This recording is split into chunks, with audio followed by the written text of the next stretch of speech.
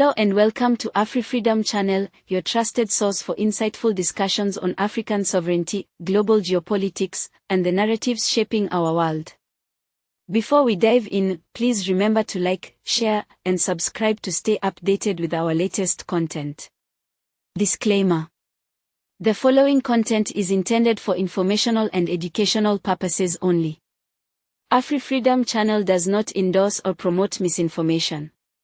All claims are analyzed based on publicly available information and credible sources. A short clip recently made waves online after professional boxer Anthony Joshua was asked a question many would brush off as silly: how many people would it take to beat a gorilla? Instead of indulging the absurdity, Joshua shut it down and brought the focus to something far more serious: Burkina Faso. His words were direct: "Why are you asking stupid questions? Have you heard about Burkina Faso? Ibrahim Traoré." That moment shifted a light-hearted interview into something profound. A message many may have missed, but one worth analyzing deeply. Joshua's reference to Ibrahim Traoré wasn't random. It was a deliberate nod to the emerging symbol of African resistance. Traoré, the transitional president of Burkina Faso, came to power in 2022 through a military coup, one of several sweeping across West Africa, signaling a growing continental desire to end foreign dependency and reclaim national dignity. Since then, he has taken bold and controversial steps, expelling French troops, severing old colonial ties, and declaring a path of true self-determination for the people of Burkina Faso. These moves have earned him both praise and criticism globally, but within many African circles, he is being celebrated as a modern anti-colonial leader. Mike Tyson said some wild shit about this to us the other day, but yeah. So while they're talking about this guerrilla going on, have you heard about what's happening in Burkina Faso with Ibrahim Traoré? That's what I'm saying. Don't let this shit distract you, bro. Stay locked in. Anthony Joshua got asked a bizarre question: how many of you to beat a gorilla? Joshua didn't flinch. Instead, he dropped some serious wisdom. He shot back: have you seen what's happening with Ibrahim Traoré in Burkina Faso? Everyone with a voice and a platform should be supporting Ibrahim Traoré. In a world full of distractions, focus on what truly matters, and remember, use your voice to support Ibrahim Traoré and Burkina Faso.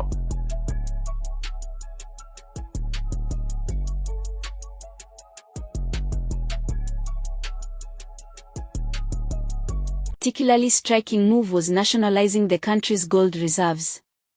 For a nation heavily exploited through its natural resources, this was more than economic policy, it was symbolic resistance. It was a reminder that the wealth of Africa should serve Africa first. What makes this even more relevant today is the stark contrast we are seeing in the behavior of global powers.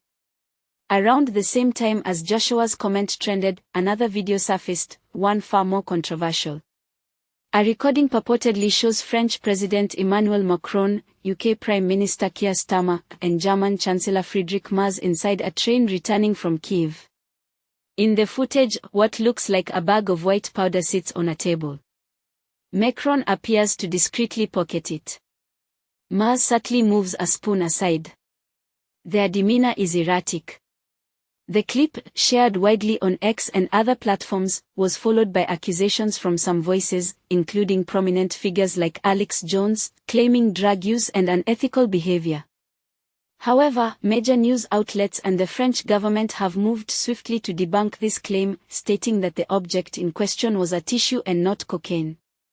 They described the entire scandal as an orchestrated fake news campaign, likely spread by Russian-aligned influencers aiming to discredit Western leaders at a time of heightened geopolitical tension. The allegations may be baseless, but the response reveals something deeper. We live in an age where information can be weaponized, and narratives are being used not just to inform, but to control.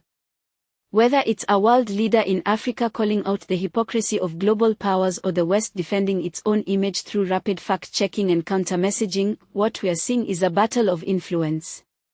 The battlefield isn't just physical, it's digital, psychological, and ideological. What makes this even more thought-provoking is how easily public perception can be swayed. Anthony Joshua's statement directed our attention to real issues, sovereignty, empowerment, than decolonization. The scandal surrounding Macron and company reminds us how quickly global audiences can be distracted by sensationalism, whether true or false. It's a long walk. I'll be back in Poland. And through my bathroom, huh? Yeah. It's literally. We came through Germany, and then we made it to France. Bedroom, and we got through the border. Right. Make a photo, and after that we'll be allowed to have a drink. Yeah.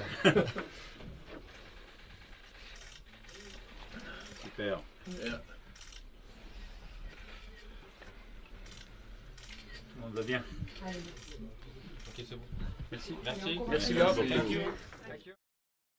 Are these viral moments meant to shift our attention away from Africa's growing independence movements? Or are they symptoms of a global power structure fraying under the pressure of multipolar change? What does it say about the current world order when African leaders taking bold stances are met with suspicion, while questionable behavior in Western leadership circles is often dismissed as misinformation? Let's reflect on this together. Why do narratives about African sovereignty get buried under sensational or trivial headlines?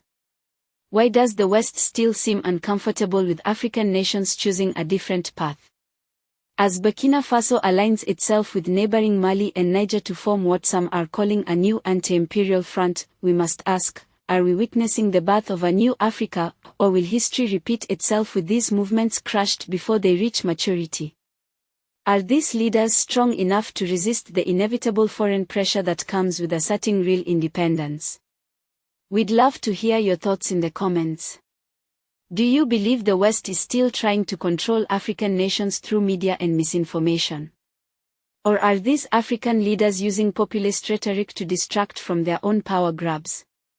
In conclusion, whether it's through symbolic statements from athletes like Anthony Joshua or the strategic decisions made by figures like Ibrahim Traoré, it's clear that Africa is no longer willing to play the background role in global affairs. This is a new narrative, a narrative of reclamation, of power and of pride. Thank you for tuning into Afrifreedom Channel. If you found this discussion enlightening, make sure you like, share, and subscribe for more critical insights into African affairs and world geopolitics. Let's continue to uncover the truth and reclaim the narrative together.